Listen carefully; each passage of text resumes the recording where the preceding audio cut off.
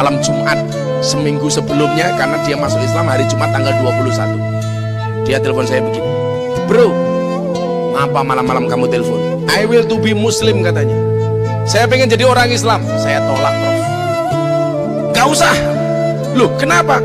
Jadi orang Islam itu berat, Ferguson. Berat, tak bilangnya. Cukup aku saja, tak bilang. Maka ya mohon maaf, ketika dia sudah masuk Islam, dia mengatakan sama saya, Islamnya itu menyenangkan, Gus, tapi cangkemnya orang Islam menakutkan, katanya.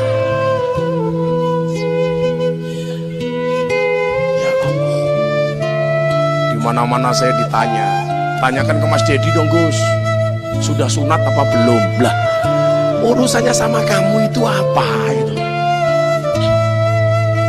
Dan yang tanya cowok, Pak, gitu loh.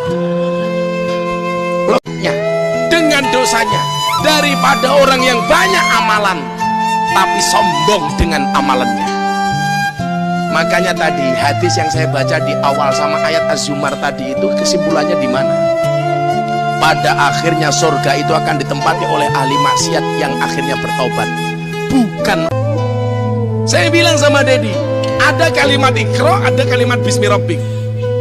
Saya tanya sama dia, bro, cinta itu dari mata turun ke hati atau dari hati naik ke mata? Dia jawab, dari mata turun ke hati. Inilah kesalahanmu memahami agama. Kok salah? Bagaimana saya bisa cinta kalau mata saya tidak melihat, katanya. Apa jawaban saya waktu itu? Cinta itu bukan dari mata turun ke hati, bro, tapi dari hati naik ke mata. Kok begitu? Iya. Kalau cinta itu dari mata turun ke hati, maka selamanya kamu tidak akan pernah cinta kepada Allah. Kenapa? Karena matamu tidak pernah melihat Allah. Kalau cinta itu dari mata turun ke hati, berarti kamu tidak akan pernah mencintai Rasulullah. Kenapa? Karena matamu tidak pernah melihat Rasulullah. Kalau cinta itu dari mata turun ke hati, berarti orang-orang buta itu tidak akan pernah merasakan indahnya cinta. Kenapa? Karena orang buta itu matanya tidak bisa melihat. Tapi kalau cinta itu dari hati naik ke mata, kamu lihat tuh orang buta, walaupun nggak bisa melihat, matanya nggak bisa memandang, nikah meteng, bro, meteng. Karena hatinya cinta.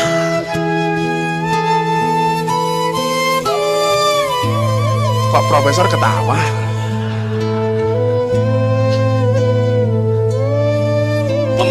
Pemahaman sederhana ini yang saya sampaikan kepada beliau. Terakhir kemudian seminggu sebelum masuk Islam, saya ditelepon jam 1:30 malam. Malam Jumat seminggu sebelumnya, karena dia masuk Islam hari Jumat tanggal 21. Dia telepon saya begini, bro, apa malam-malam kamu telepon? I will to be Muslim, katanya. Saya pengen jadi orang Islam. Saya tolak, Prof. Gak usah. Loh, kenapa? Jadi orang Islam itu berat, Ferguson. Berat, tak bilangnya. Cukup aku saja, tak bilang. Dia ngeyel, pokoknya saya harus masuk Islam.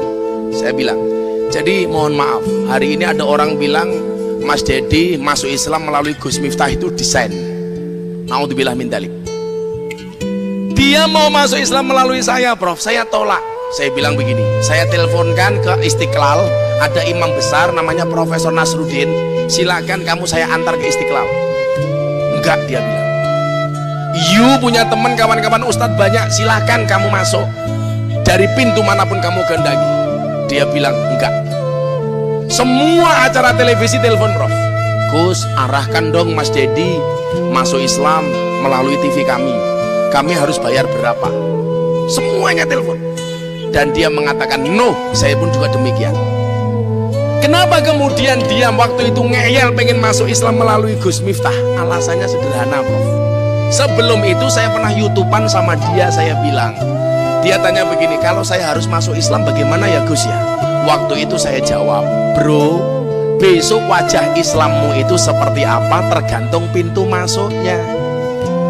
Kalau pintu masuknya marah-marah, maka Islammu akan penuh dengan kemarahan. Kalau pintu masuknya keras, maka Islammu akan penuh dengan kekerasan.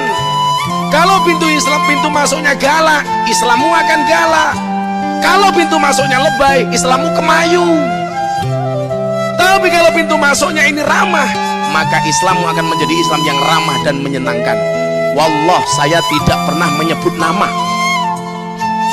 Dia juga nggak tanya yang dimaksud keras itu apa, yang dimaksud galak itu siapa, yang dimaksud marah itu siapa. Enggak, saya nggak nyebut merek.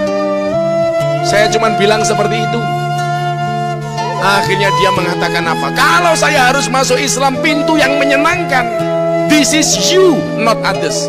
Saya tanya, kenapa? Karena Islam itu menyenangkan. Di masjid diterima, di kampus seminar diterima, di lokalisasi oke, dunia malam oh. Kan saya bisa ikut mbahmu itu, tak bilang.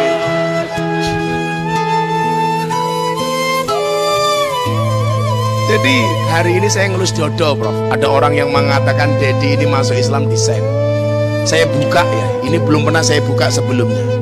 Dedi itu masuk Islam, potensi kehilangan uang dia itu miliaran. Gara-gara kontrak dia dengan beberapa pihak diputus gara-gara dia masuk Islam. Maka kalau orang mengatakan Dedi masuk Islam desain karena mendapatkan uang miliaran, sensasi dan lain sebagainya, soal terkenal, dia sudah terkenal, Pak. Nggak cuma di Indonesia, sudah dunia, di Amerika diakui. Siapa yang nggak kenal dengan Deddy Corbuzier? Soal uang, dia sudah kaya, Pak. Mohon maaf, populer, kurang populer apa dia? Oh, yang cari popularitas Gus Miftah. Apa saya mampu ngajak seorang Dedi kalau ini tidak jalan hidayah? Maka ya mohon maaf, ketika dia sudah masuk Islam, dia mengatakan sama saya, Islamnya itu menyenangkan, Gus, tapi cangkemnya orang Islam menakutkan, katanya. Ya Allah, di mana-mana saya ditanya, tanyakan ke Mas Dedi dong, Gus, sudah sunat apa belum? Lah, urusannya sama kamu itu apa itu? Dan yang tanya cowok, Pak, gitu loh. Logika sing takon lanang li gitu. Akhirnya saya YouTubean sama dia, guyon, bro, ada pertanyaan tuh, sudah sunat apa belum? Kalau saya jawab you nggak percaya, sudah kamu lihat sendiri, moh, tak bilang gitu. Orangnya hampir 2 meter, Pak, badannya keker, suruh lihat sendiri. Saya bilang sama dia, saya percaya, tuh orang Surabaya yang belum percaya. Terus bagaimana supaya mereka percaya? Gampang, bro, saya foto, ntar saya posting, saya bilang.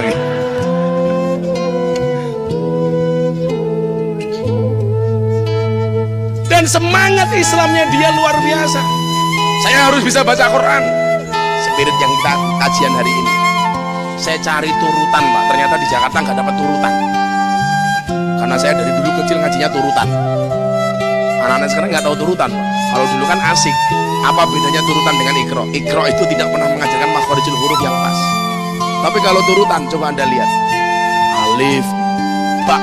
Sampai dulu abah saya itu kalau saya ngaji, dilihat mimiknya, gesturnya.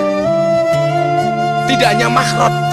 Bagaimana kemudian ketika mengucapkan kalimat ba, saya cari kemana-mana nggak dapat. Karena saya pengen ngajari dia turutan waktu itu. Kalau ikro kan langsung, nggak ada seperti itu. Kalau dulu kita ini kan turutan. Begitu hijaiyah sudah hafal, sudah bisa. Saya dulu 2 tahun cukup hijaiyah tok. 2 tahun. Begitu sudah bisa kan asik ngajinya. Alif fathah, a, alif kasroh, i, alif doma, u, a, i, u. Ta fathah, ta, ha doma, hu, kaf doma, ku, tahu, ku. Akhirnya saya belikan ikro. Ayo kamu baca. Lucu itu, Pak. Wong pinter, PhD, badannya gede, orang terkenal, ngajinya A, bah. Hal-hal seperti ini seharusnya apa? Menjadi penyemangat bagi kita. Orang itu kalau Islam dari lahir, hidayah dari rahim ibunya, biasanya Islamnya malah males-malesan, sageleme dewe. Sementara orang yang baru masuk Islam semangatnya luar biasa, Pak. Begitu dia masuk Islam, ratusan pihak biro travel yang ngajak saya sama Deddy Corbuzier umroh. Berapa travel yang ngajak haji? Apa jawaban Deddy? Kok saya malu ya, Gus ya? Kenapa, bro? Ibadah aja kok di endorse katanya. ibadah saja di-endorse.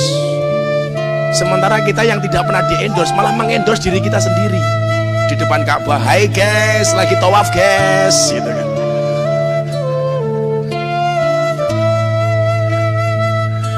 Ya Allah, latah kita ini.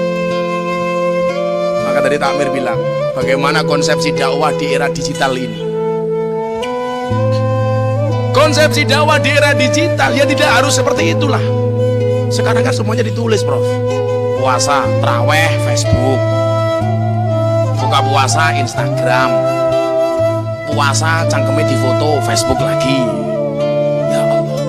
Lah kalau semuanya kita tulis di Facebook, di media sosial, kan kasihan Pak Malaikat Raqib Atid, nganggur Pak itu. Makanya besok di Yaumul Hisab, Raqib Atid sudah tidak punya tulisan Pak. Begitu, oh subha kata Allah, hisab dia. Malaikat datang, HP-mu mana? Kenapa? Barang bukti gitu.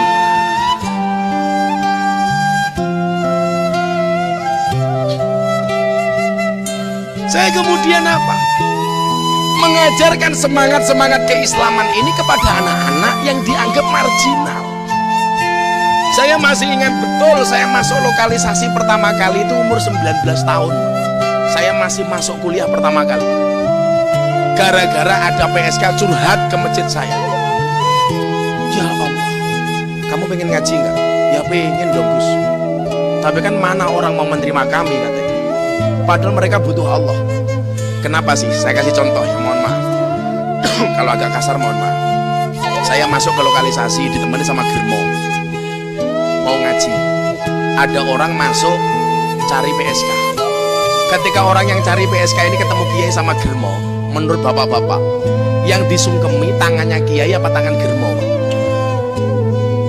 Kalau logikanya itu pakai yang disungkemi tangan Germo. Ternyata enggak Pak.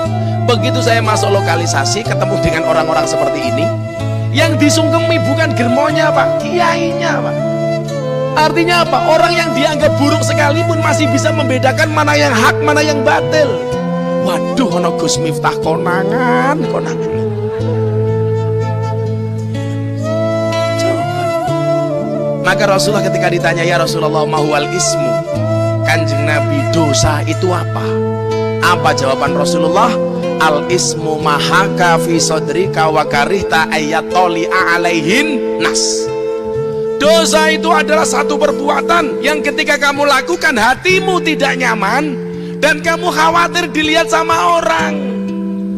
Makanya tamu-tamu kafe itu biasanya delek-delek Pak. Aku hafal bang, aku kiai neo Pak gitu. Sembunyi-sembunyi, mereka gak berani terang-terangan Pak. Gak berani secara langsung. Begitu saya ngaji belum selesai, tamunya sudah datang, melayu Pak. Waduh, kurang rampung untuk pengajiannya itu. Orang kok malah terang-terangan, Gus kancani yo, enggak itu. Maka kemudian apa? Saya juga heran orang yang hanya bisa mengecam, menghina, membuli tanpa pernah ngasih solusi. Saya pernah live di televisi sama pembicara lain, membicarakan pengajian saya di dunia malam. Orang ini bilang apa Prof sama saya? Pengajian Gus Miftah di dunia malam itu memalukan. Memalukan. Tidak bisa kebaikan dicampur dengan kebatilan. Wakul ja'al haq wa zaqul batil. Ya Allah, saya batin waktu itu. Kok cangkemnya atau semeniki makan nopo wong iki aku. Mulutnya kok keras banget, ada apa ini? Waktu itu saya ditanya sama pembawa acaranya. Respon Gus Miftah sederhana, saya jawab waktu itu. Mohon maaf. Kalau dakwah saya di dunia malam dianggap memalukan, lebih memalukan mana orang yang melihat kemaksiatan diam tanpa memberikan solusi apapun kepada mereka, langsung domblong. Maka saya sering mengatakan apa? Jangan pernah menghina pendosa seolah-olah kita tidak pernah berbuat dosa. Kalau seandainya kalian tahu betapa beratnya perjuangan seorang pendosa untuk mendapatkan jalan kembali,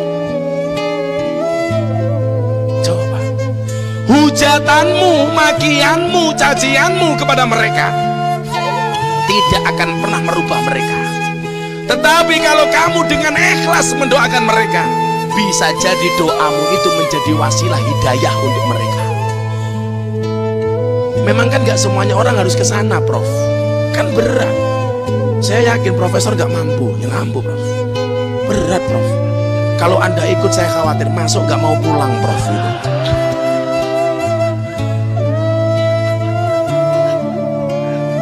Bukan promo, Prof. Pakai nama Gus Miftah, komplement, Prof. Saya selalu semangati orang-orang seperti itu. Karena semangat Islam yang indah ini yang kita tawarkan kepada mereka. Kan gak boleh sholawat di tempat maksiat. Alah. Kan gak boleh sujud di tempat maksiat. Siapa bilang? Al-ardu kulluha masjidun illal makbaroh wal hamam. Bumi itu semuanya tempat sujud, kecuali dua hal, kuburan dan hamam, toilet.